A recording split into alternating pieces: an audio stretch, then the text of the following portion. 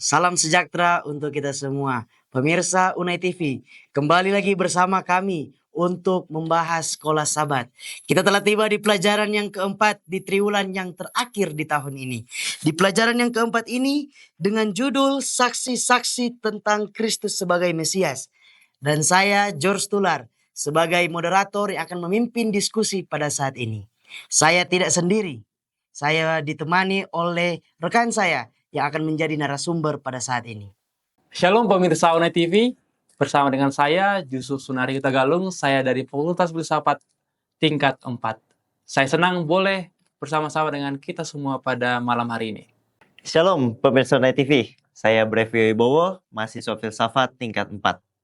Ayat tema di pelajaran sekolah Sabat kali ini diambil dalam Yohanes 3 ayatnya yang ketiga yang berbunyi, Yesus menjawab katanya, Aku berkata kepadamu, sesungguhnya jika seorang tidak dilahirkan kembali, ia tidak dapat melihat kerajaan Allah. Pemirsa, sebelum kita lebih lanjut untuk mempelajari firman Tuhan melalui sekolah Sabat, kembali kita tunduk kepala dan kita berdoa. Bapa bertakhta dalam kerajaan surga, kami mengucap syukur Tuhan untuk waktu dan kesempatan yang Kau masih berikan kepada kami sampai saat ini. Pada saat ini Tuhan, kami akan membuka lembaran firman Tuhan melalui pelajaran sekolah Sabat. Kiranya urapan kuasa Roh Kudus Tuhan menjadi bagian kami dan kami dapat mengerti apa yang dimaksudkan firman Tuhan melalui pelajaran sekolah Sabat kali ini. Ini doa kami Tuhan, di dalam nama Yesus kami berdoa. Amin.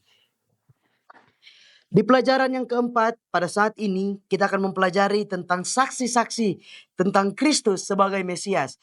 Di mana kita tahu Yohanes Pembaptis adalah salah satu saksi di mana Yesus membuat mujizat-mujizat yang begitu banyak. Di mana juga pada kitab Yohanes menceritakan tentang mujizat yang pertama kali Yesus lakukan di dunia ini, yaitu air menjadi anggur.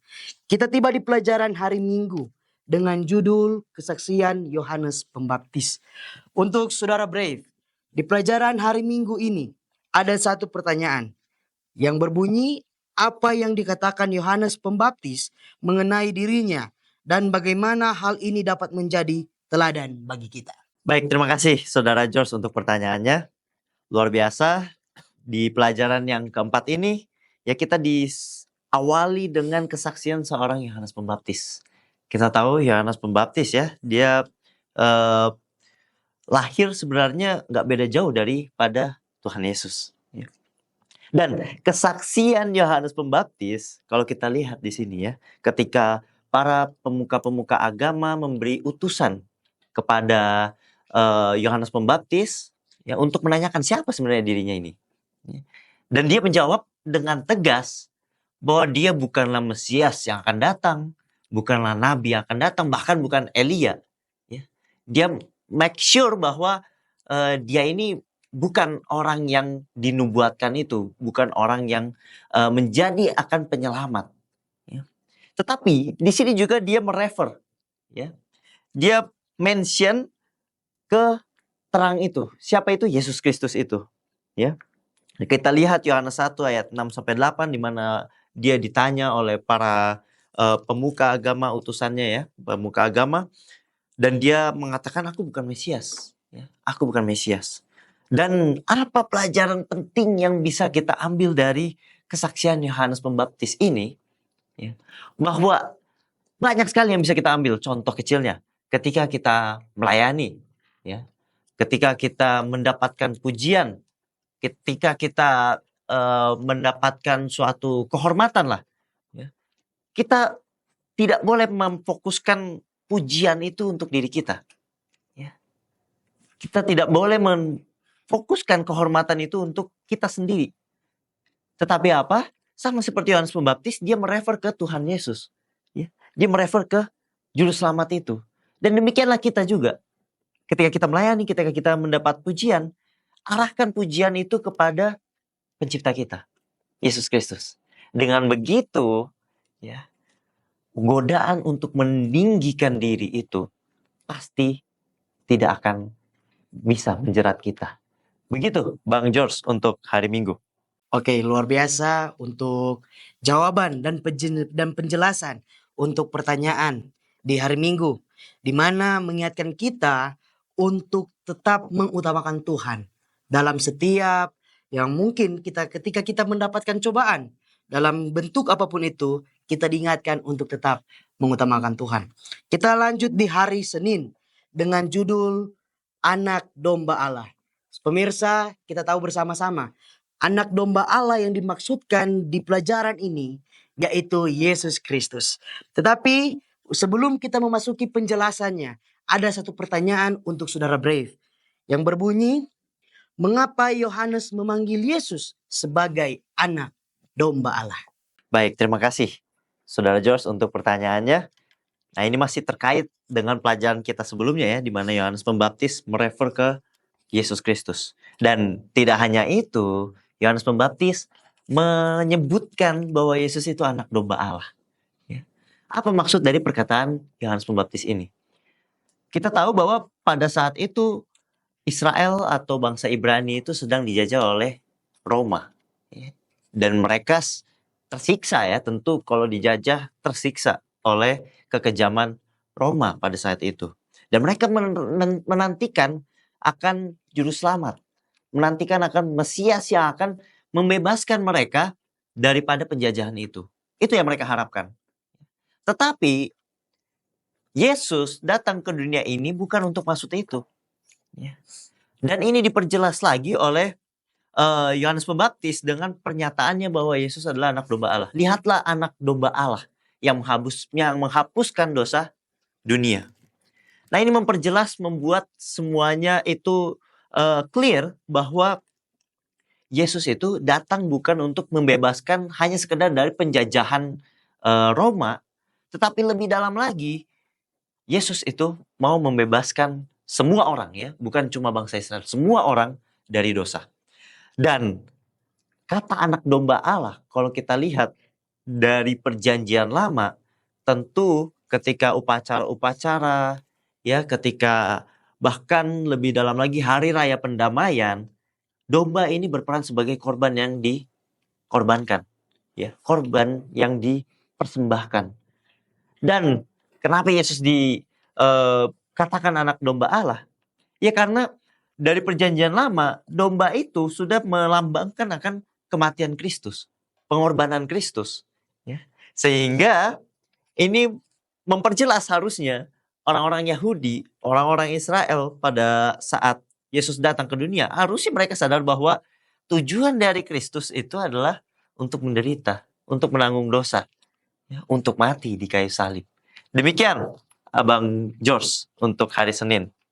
Baik, luar biasa untuk penjelasannya di pelajaran hari Senin, di mana anak domba Allah ini yaitu Yesus Kristus sendiri, yang dimana kita tahu bersama-sama domba ini digunakan pada zaman dahulu sebagai penebusan atau penghapusan dosa untuk tiap-tiap umat pada saat itu, di mana juga anak domba Allah yaitu Yesus Kristus sendiri melambangkan bahwa domba atau kurban yang sesungguhnya telah datang untuk menebus kita semua dari dosa-dosa.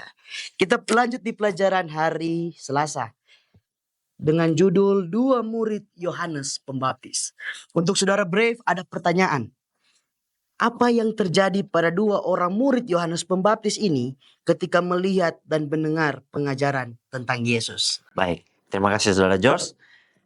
Kembali kita disuguhkan ya kesaksian dari masih dekat dengan Yohanes Pembaptis. Kali ini dengan dua orang muridnya, ya, di mana pada awalnya dua orang murid ini mengikuti Yohanes Pembaptis.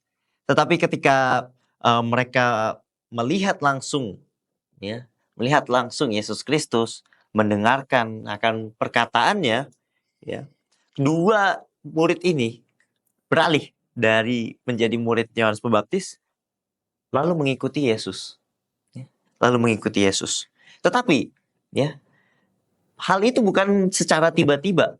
Ya, kalau kita lihat di pelajaran kita, ya, di kutipan Nyonya White, Alpha Omega Jilid 5 halaman 136, sekiranya Yohanes dan Andreas mempunyai roh imam-imam dan penghulu-penghulu yang tidak mau percaya, maka sudah tentu mereka tidak menjadi pelajar di kaki Yesus.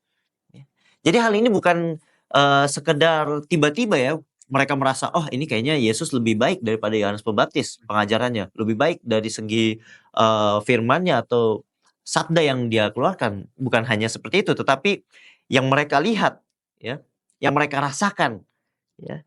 Mereka sudah menerima Mesias itu dari pengajarannya Yohanes Pembaptis, dan ketika mereka melihat langsung Mesias itu, mereka menjadi lebih yakin lagi, wah ini dia Mesias itu, juru selamat yang dinubuatkan itu. Dan akhirnya, ya, karena hati mereka terbuka untuk menerima Yesus Kristus sebagai juru selamat itu, makanya mereka ikut kepada Yesus Kristus, ya. Dan ini menjadi pelajaran bagi kita. Ya, sudahkah kita membuka hati kita, ya, supaya kita boleh menerima betul-betul bahwa Yesus itu juru selamat kita, ya? Atau sebenarnya hati kita ini masih tertutup, ya, tertutup apa? Tertutup akan, contohnya, kita hanya terpaku akan hukum-hukum, ya. Kita terpaku tidak boleh ini, tidak boleh itu, tidak boleh ini. Bahkan mungkin ketika hari Sabat, kita menjadikan hari Sabat itu hari yang penuh larangan. Tidak boleh ini, tidak boleh itu, tidak boleh. Tetapi bukan itu yang dimaksudkan Tuhan, ya. Tuhan ingin ketika kita menerima Yesus sebagai juru selamat, hati kita ini dipenuhi kasih, ya, dipenuhi kesaksian Yesus, ya. Bagaimana Yesus di dunia ini ketika hari Sabat contohnya? Ya, dia menolong orang, dia menyembuhkan orang, dia menunjukkan kasihnya. Dan itu juga yang mau dinyatakan dari kisah dua murid Yohanes Pembaptis ini, di mana mereka merasakan kasih itu dari Yesus langsung. Makanya mereka tergerak hatinya untuk mengikuti Yesus lagi. Lebih lanjut belajar lagi dari Yesus Kristus. Demikian, Saudara George. Terima kasih untuk penjelasan dan jawaban dari pelajaran hari Selasa, di mana dua murid dari Yohanes Pembaptis ini yang sebelumnya telah belajar melalui Yohanes, dan ketika mereka mendengar bahwa yang dinubuatkan dari perjanjian lama, yaitu Yesus Kristus telah datang, mereka ingin lebih tahu lagi oleh karena iman kepercayaan yang mereka dasari. Terima kasih Saudara Brave untuk jawaban dan penjelasannya. Pemirsa, kita masuk di pelajaran hari Rabu, yaitu tentang Filipus dan Nathanael, dan merekalah itu yang dimaksudkan. Di pelajaran hari Rabu, timbul satu pertanyaan untuk Saudara Yusuf, di mana pertanyaannya, bagaimana respon dari Nathanael dan tanggapan Filipus kepada Nathanael mengenai kesaksian kemesiasan Yesus memberikan pelajaran penting bagi kita untuk mengundang orang lain melihat Yesus sebagai Mesias. Baik, terima kasih Saudara George. Jadi pelajaran di hari Rabu ini merupakan pelajaran yang sangat penting. Inti dari pelajaran di hari Rabu ini, intinya adalah kita lihat sebuah respon yang diberikan oleh Filipus itu kepada Nathanael. Nah, kita tahu bahwa Nathanael dan Filipus ini merupakan seorang sahabat satu sama lain, ya. Mereka adalah sahabat. Nah, suatu kali Filipus ini memberitahukan kepada Nathanael bahwa kami telah menemukan Mesias, anak Allah, yaitu Yesus anak Yusuf dari Nazaret. Nah, ketika Nathanael mendengarkan bahwa Mesias yang telah mereka dengarkan itu, yang tertulis di dalam kitab para nabi, kitab Musa, dan di dalam kitab Taurat, terdengar sebuah kata dari Nazaret, itu membuat dia belum mempercayai tentang Yesus sepenuhnya. Artinya adalah ada sebuah keraguan-raguan. Nah, di tengah keraguan-raguan ini, respon dari Filipus adalah dia tidak menjelaskan bagaimana nubuatan itu di dalam kitab perjanjian lama untuk menjelaskan bahwa Yesus itu memang Mesias. Tetapi dia hanya berkata satu hal, teman-teman. Dia hanya berkata satu hal, marilah dan lihatlah. Maka Nathanael dibawa kepada Yesus dan ia bertemu dengan Yesus. Dan Yesus melihat bahwa tidak ada kepalsuan di dalam Nathanael itu sendiri. Teman-teman, saudaraku yang terkasih, terkadang di dalam kehidupan kita, ketika kita ingin memberikan kesaksian tentang Yesus, seringkali kita berdebat tentang filsafat, teologi, dan untuk memperjuangkan kebenaran yang kita ketahui.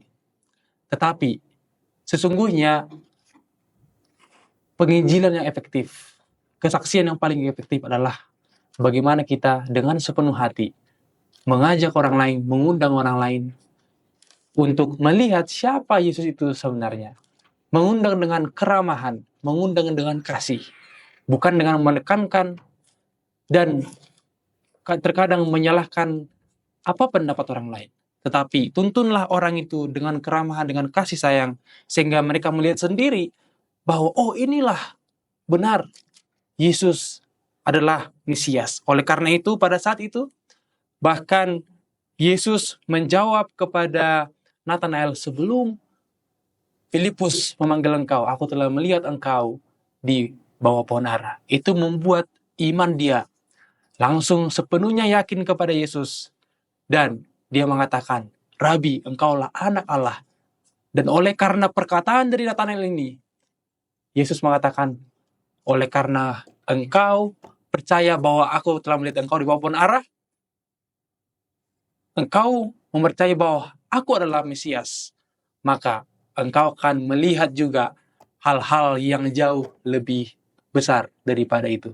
Bahkan Yesus mengatakan bahwa dia melihat, bahwa dia akan melihat malaikat-malaikat Allah dan melihat langit terbuka.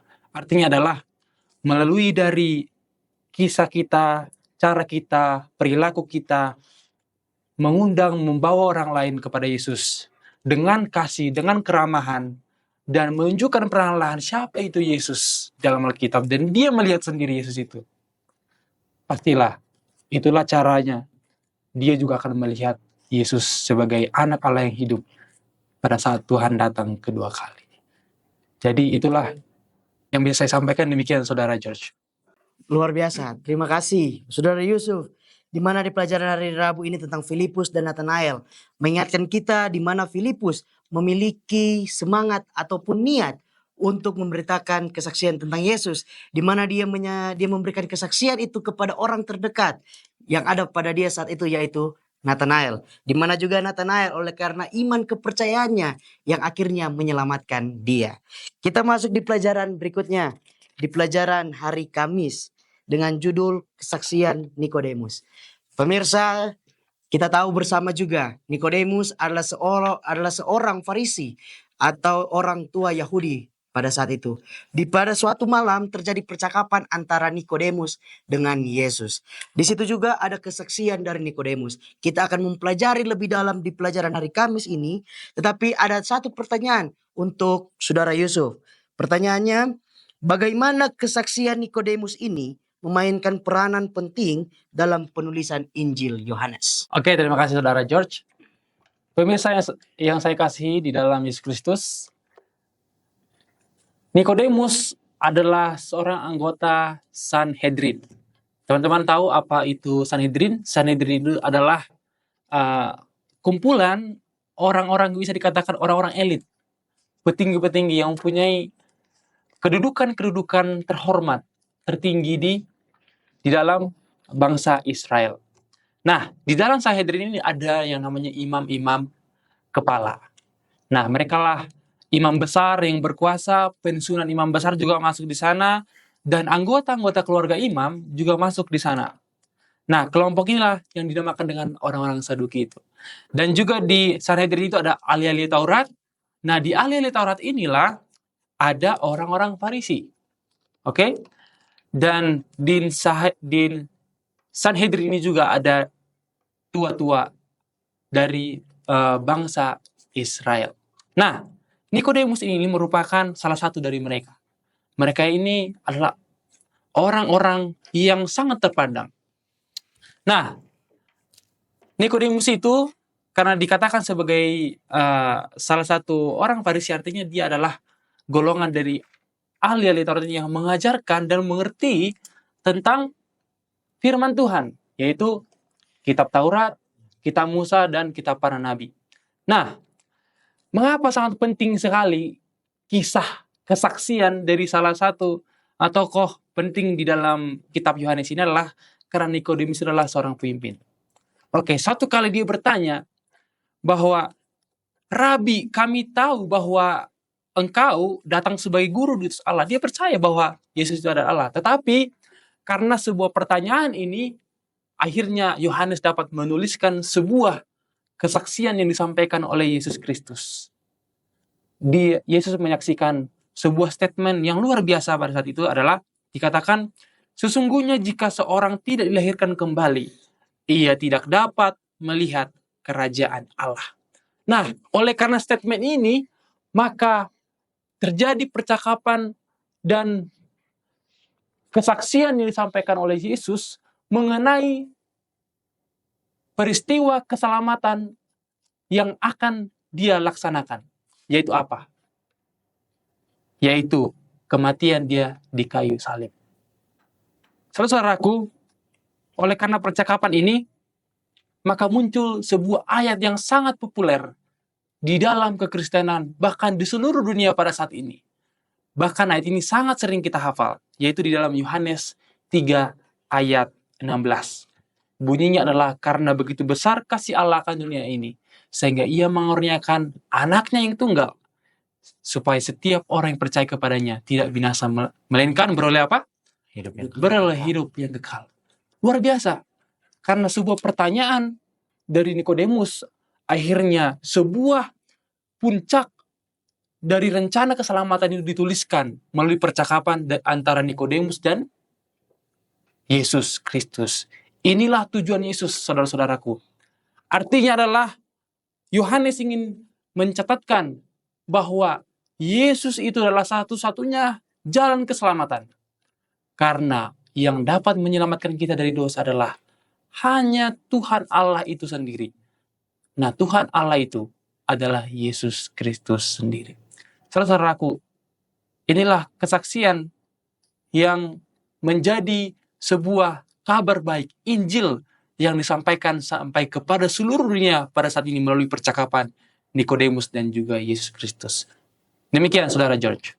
Luar biasa, terima kasih Saudara Yusuf untuk penjelasan tentang kesaksian dari Nikodemus, di mana di pelajaran hari Kamis ini mengingatkan kita, menegur kita kembali bahwa hanya Tuhanlah jalan keselamatan. Dan di ayat ini juga dalam Yohanes 3:16 yang sudah dikatakan tadi, di mana menjadi ayat yang populer yang mengingatkan kita bahwa Allah sangat mengasihi kita. Sehingga apa? Sehingga mengaruniakan anaknya yang tunggal untuk kita semua. Oleh karena itu, Yesus menegaskan bahwa tidak ada seorang yang bisa selamat atau tidak ada orang yang bisa datang kepada Bapa kalau tidak melalui Dia. Kita tiba di pelajaran yang terakhir atau sebagai kesimpulan kita untuk diskusi kita pada saat ini. Di mana dari pelajaran hari Minggu sampai hari Kamis, kita telah mempelajari begitu banyak dari saksi-saksi tentang menyatakan bahwa Yesus adalah Mesias. Di mana kita telah belajar dari kesaksian Yohanes Pembaptis, kesaksian dari Filipus dan Nathanael, dan juga kesaksian dari Nikodemus. Kita tiba di kesimpulan yang akan dijelaskan oleh Saudara Yusuf. Baik, saudaraku, kesimpulan yang bisa kita tarik dari pelajaran ini adalah bagaimana kesaksian itu begitu penting di dalam rencana keselamatan. Baik di dalam murid-murid Yesus Kristus yang telah menyatakan dan mengatakan bahwa Yesus itu adalah Rabi, anak Allah, Mesias melalui mulutnya. Begitu juga di dalam kehidupan kita. Kita juga harus mempercayai Yesus dan juga memiliki iman yang sama seperti murid-murid Yesus ini. Kesaksian itu perlu kita bagikan kepada saudara-saudara kita. Nah, iman kita harus dinyatakan dengan tindakan kita. Jikalau kita memang percaya kepada Yesus Kristus, maka kita juga akan sepenuhnya berpaut kepada Yesus Kristus. Dan juga yang kedua adalah di dalam menyampaikan kesaksian tentang Yesus Kristus, kita harus bisa menarik sebuah strategi di dalam menyampaikan. salah satu contoh adalah tentang Filipus tadi. Mungkin banyak orang-orang yang tidak akan percaya kepada Yesus Kristus. Karena apa? Seperti Nathanael. Masa mungkin dari Nazaret? Dan mungkin saudara kita yang akan melihat, mana mungkin Allah itu adalah manusia. Yesus itu adalah Allah karena dia manusia. Tetapi, marilah kita menggunakan strategi dengan membawa mereka dengan kemurahan, dengan kasih, dan kesungguh-sungguhan kepada Yesus untuk melihat dia. Dan yang terakhir adalah, saudara-saudaraku, setiap tindakan yang kita lakukan untuk pekerjaan Tuhan, menyaksikan Yesus sebagai Mesias, akan membuahkan hasil yang luar biasa, sama seperti kisah Nikodemus tersebut. Bahwa melalui kesaksiannya, maka banyak orang, bahkan di seluruh dunia pada saat ini, percaya kepada Yesus Kristus, bahwa anak Allah itulah yang menyelamatkan seluruh umat manusia. Kita diundang, saudara-saudaraku. Kita diundang untuk menyatakan bahwa anak Allah itu, Yesus adalah Mesias.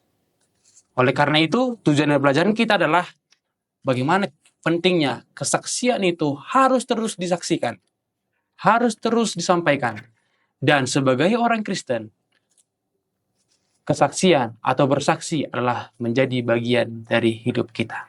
Marilah kita dengarkan dan kita lakukan akan pelajaran sekolah sahabat ini sehingga dapat berbuah di dalam kehidupan kita dan kita dapat menjadi orang-orang Kristen yang sepenuhnya dapat melakukan dan memajukan pekabaran Injil kepada seluruh dunia.